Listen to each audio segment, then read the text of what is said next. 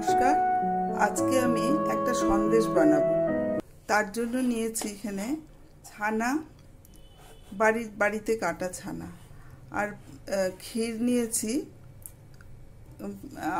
1 cup মতন, আর 1.5 cup মতন ছানা। এর কোনো পরিমাণ নেই, আমি শুধু ছানাটা একটু বেশি রাখি আর ক্ষীরটা একটু কম নিই।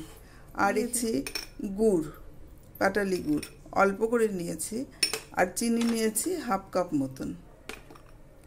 এই দিয়ে হয়ে যাবে সন্দেশ। গ্যাসটা অন করে দিয়েছি। প্রথমে দিয়ে দেব ছানাটা।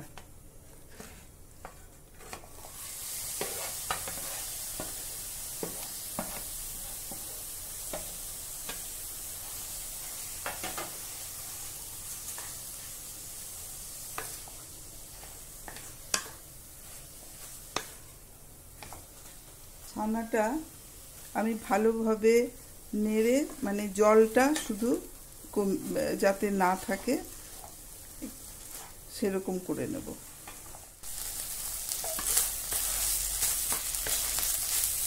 ছানার মধ্যে যে একটু জল ছিল সেটা শুকিয়ে ফেলেছি, এরকম হয়েছে। এবার দিয়ে দেব ক্ষীরটা।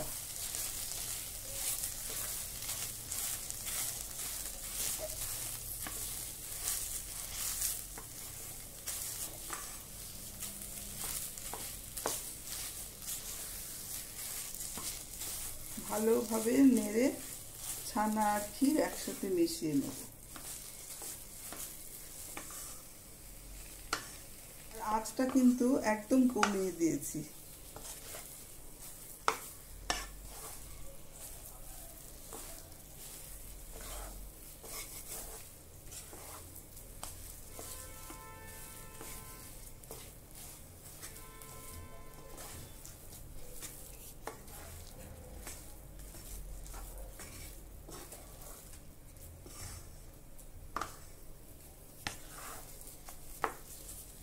এখন গুড়ের সময়, তাই ভাবলাম গুড় দিয়েই করে দেখাই।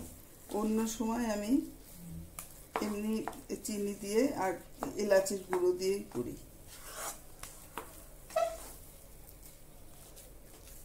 এই হয়ে গেল, সব মিশে গেছে।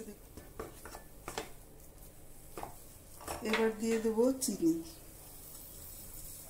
চিনি সবটা দিচ্ছি না, 1/2 কাপ নিয়েছিলাম, সবটা দেইনি।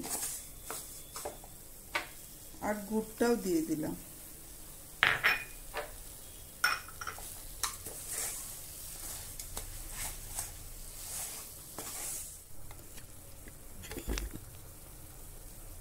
আমি ম্যাশারটা দিয়ে একটু ভালো করে মিশিয়ে নিচ্ছি,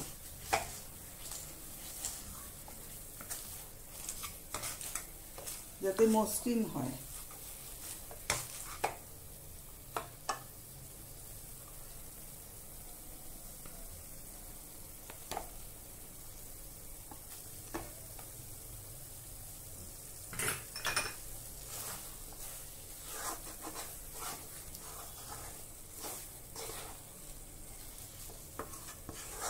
দেখুন কড়াইয়ের গা থেকে ছেড়ে এসছে, তার মানে এটা হয়ে গেছে।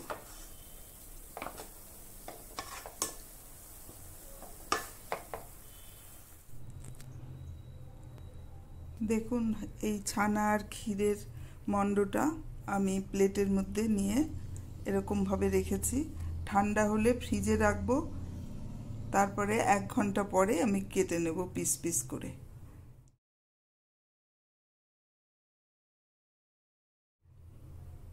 আপনাদের ভিডিওটা কীরকম লাগলো? এটা 15 মিনিটে হয়ে যায়, কারণ ক্ষীরও করা থাকে, ছানাও করা থাকে, শুধু একটু মেশানো।